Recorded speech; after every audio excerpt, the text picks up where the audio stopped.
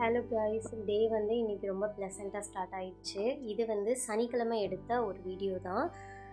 காலையில் மார்னிங் எந்திரிச்சதுமே வந்து lunch ready பண்ண ஸ்டார்ட் பண்ணிட்டேன். நான் வந்து காலையில் எந்திரிச்சது எப்பயுமே ஃபஸ்ட்டு வந்து லன்ச் ரெடி பண்ணுவேன். அதுக்கப்புறமா தான் பிரேக்ஃபாஸ்ட்டு.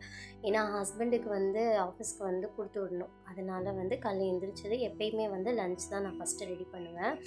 எப்பயுமே வந்து தேங்காய் வந்து திருவி ஃப்ரிட்ஜில் ஸ்டாக் வச்சுருப்பேன். ஆனால் இருக்குதுன்னு நினச்சேன். ஆனால் காலையில் திறந்து பார்க்கும்போது செம்ம அப்செட் ஆகிடுச்சு. இல்லை தேங்காவேவும் அதனால் உடச்சி அரைக்கி அப்படியே கொஞ்சம் கடுப்பாயிடுச்சு. நேற்று வந்து கீரை கொஞ்சம் வாங்கி ஃப்ரிட்ஜில் வந்து ஸ்டோர் பண்ணி வச்சுருந்தேன்.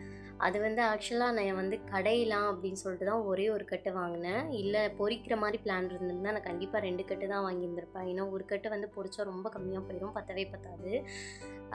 நான் வந்து ஒன்று தான் வாங்கினேன். எனக்கு வந்து கடையணும் அப்படின்னு சொல்லிட்டு தான் பிளான் இருந்துச்சு. ஆனால் அதுக்கப்புறம் தானே நான் ஆப்பத்துக்கு ஊற வச்சேன். கீரைக்கும் ஆப்பத்துக்கும் செட் ஆகாது. சக்கரை பொங்கல் வடகரி மாதிரி ஆயிரும் இல்லையா? அதனால் சரி கீரையை வந்து பொரிச்சிக்கலாம் அப்படின்னு சொல்லிட்டு பொரிச்சிட்டேன். ஆப்பத்துக்கு வந்து கடலை குழம்பு சூப்பராக இருக்கும் கொண்டக்கடலை. ஆனால் கொண்டக்கடலையும் நான் ஊற வைக்கல.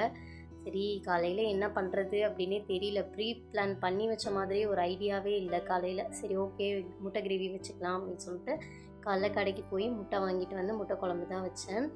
ஆப்பத்துக்கு யூஸ் பண்ணிக்கலாம், மதியத்துக்கு வந்து லஞ்சுக்கும் கட்டி விட்டுடலாம், ஒரே வேலையாக முடிஞ்சிடும்ல. அதனால காலையில் எல்லாமே ரெடி பண்ணி ஹஸ்பண்டையும் ஆஃபீஸ்க்கு சென்ட் பண்ணியாச்சு.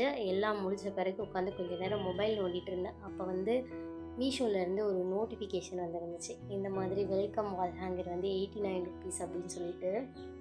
மாத கடைசி ஆயிடுச்சு, பட்ஜெட் ப்ராப்ளம் வேறு.